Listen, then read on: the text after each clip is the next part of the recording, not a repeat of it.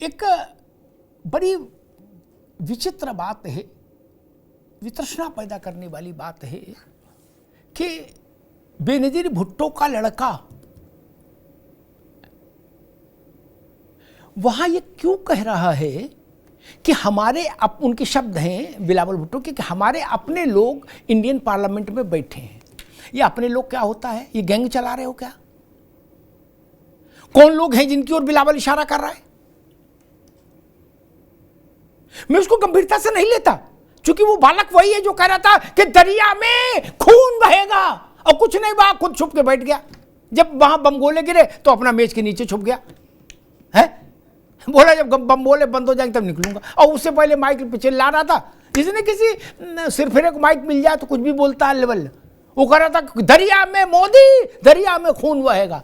और एक दूसरे थे भाईजान, उनको लोग बताते कि वो बड़े आतंकवादी हैं, वो भी चिल्ला रहे थे टोपी पहन के कि मोदी हम तेरी सांस बंद कर देंगे, तू पानी बंद करेगा क्या? 16 मर गए उनके परिवार के इकट्ठे एक ही मिनट में क्या? तो रो रहे थे, ऐसे नाक छिनक रहे थे, आंसू पहुंच रहे थे, कहते या अल्लाह हमें क्यों नहीं उठा लिया? अरे श्रीमती जी कुछ तो सस्ता लो, बचत करो। नहीं श्रीमान जी, सब बढ़िया लो, रहने दीजिए। इसमें क्या खास बात है? थोड़े में ज्यादा स्वाद, यही तो है इसकी खास बात। वाओ मम्मा, क्या स्वाद है? अरे मेरे राजा, दादी के हाथों का जादू और खुशबू से महकता घर, माँ की मुस्कुराहट और खाने की सुगंध। MDH गरम मसाला, क्योंकि हर रिश्ता है स्वाद से जुड़ा। ऊपर से आवाज आई तुम्हारे अब टाइम आएगा, डोंट वरी। क्या जो ये कह रहे थे कि मोदी हम तेरी सांस बंद कर देंगे। मेरा प्रश्न ये कि चुनावी जीत हार पर संघर्ष होना चाहिए, होता है, ठीक है, मल्टी पार्टी डेमोक्रेसी है भारत में, लेकिन जनता के वोट से चुने हुए व्यक्ति के प्रति मन में तेजाब नहीं होना चाहिए। मैं तेजाब शब्द का इस्तेमाल कर रहा हूं। तेजाब चेहरे से दिखता है, एसिडिटी बहुत हो जाए तो चेहरा बता देता है।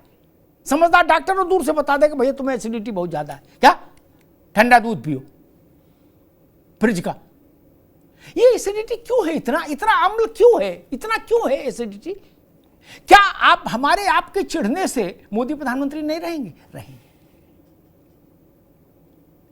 क्या इस देश ने इंदिरा गांधी को देश के नेता के रूप में स्वीकार नहीं किया? किया।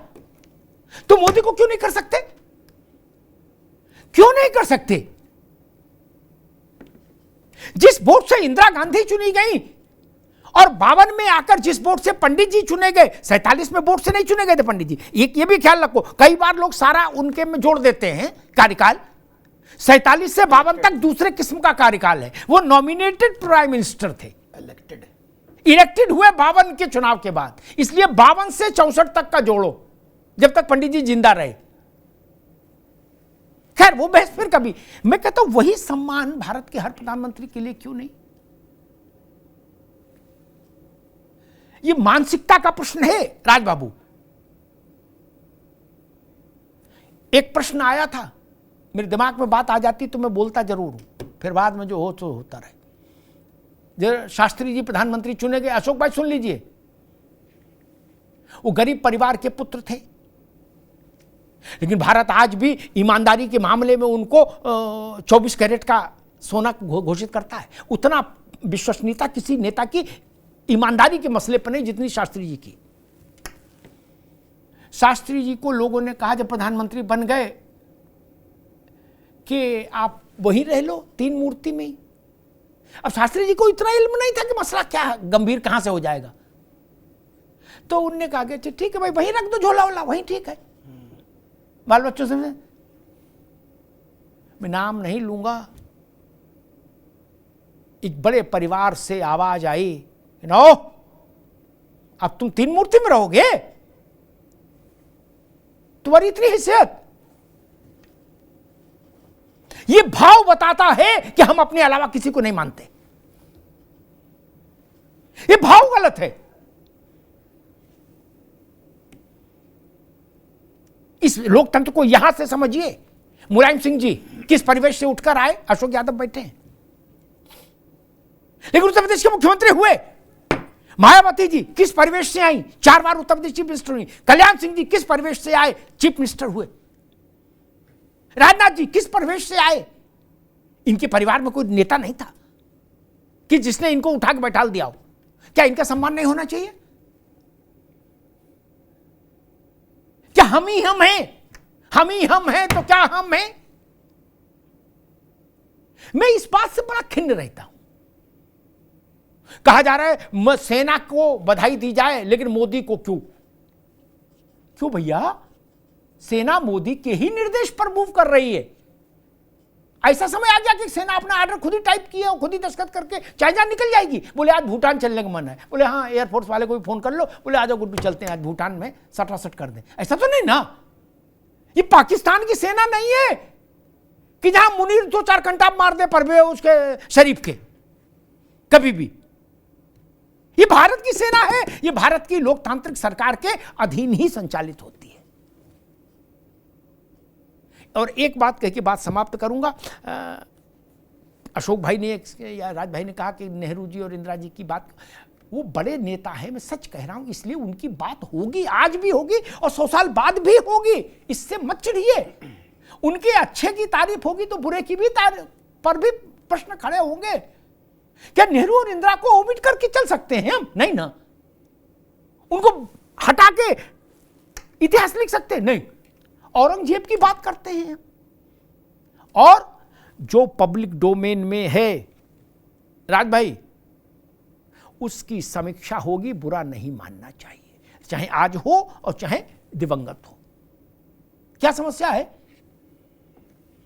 अच्छे बुरे निर्णय, अच्छे निर्णय हुए उनकी तारीफ आपको अच्छी लगेगी, बुरे निर्णय आपके कार्यकाल में कभी पूर्व में लिए गए तो उनकी समीक्षा नहीं होगी, आज होगी। और तीसरी आखिरी बात,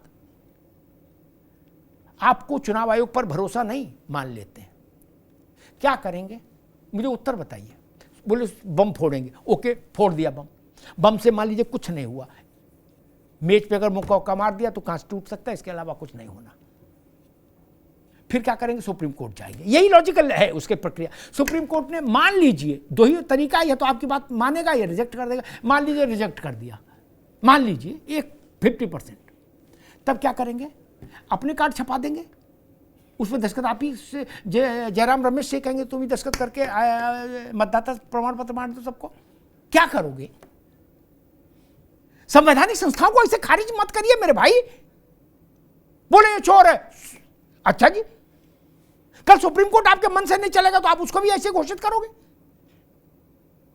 यही चुनाव आयोग है जो जिसने कांग्रेस को सत्ता उसके ही द्वारा कराए गए चुनाव में कांग्रेस को सत्ता मिली कि नहीं मिली। और शेषन साहब जब बने थे तो उससे पहले शेषन साहब राजीव गांधी के सहायक थे। क्या ये पता है ना राज भाई? किसी को नहीं पता। राजीव गांधी के सहायक थे।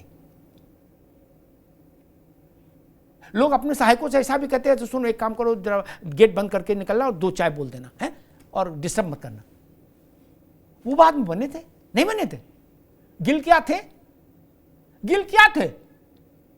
वही स्थिति थी, पप्पू जाओ चाय बोल के आओ, 2 पान ले आओ, नहीं थी। ऐसा था कि गिल के आने पे इंदिरा जी खड़ी हो जाती थी, ऐसा था क्या कभी? नहीं ना। हम तो मिले हैं गिल से, जानते हैं उनको, उनके प्रति सम्मान है। लेकिन ठीक है, लेकिन अभी आप ये कहो कि नहीं इंदिरा जी के समय में बिल्कुल निष्पक्ष काम हो, ऐसा नहीं। वो तो छांट छांट के स्वयंसेवक रखती थी अपने। हैं स्वयंसेवक इनके पास, देवेंद्र प्रमुख के पास, लेकिन इंदिरा जी के पास भी अपने किस्म के स्वयंसेवक थे। वो पहले टेस्ट करती थी फिर रखती थी। इसलिए मेरा मानना है चुनाव आयोग से आपकी असहमतियां हो सकती हैं, लेकिन संस्था को खारिज मत करिए।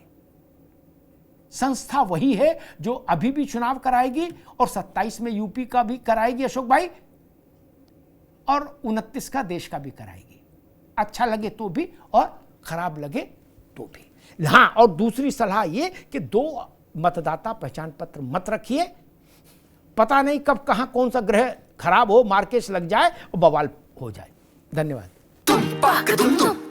अरे श्रीमती जी कुछ तो सस्ता लो, बचत करो। नहीं श्रीमान जी, सब बढ़िया लो, रहने दीजिए। इसमें क्या खास बात है? थोड़े में ज्यादा स्वाद, यही तो है इसकी खास बात। वाओ मम्मा, क्या स्वाद है? अरे मेरे राजा, दादी के हाथों का जादू और खुशबू से महकता घर, माँ की मुस्कुराहट और खाने की सुगंध, MDH गरम मसाला। क्योंकि हर रिश्ता है स्वाद से जुड़ा।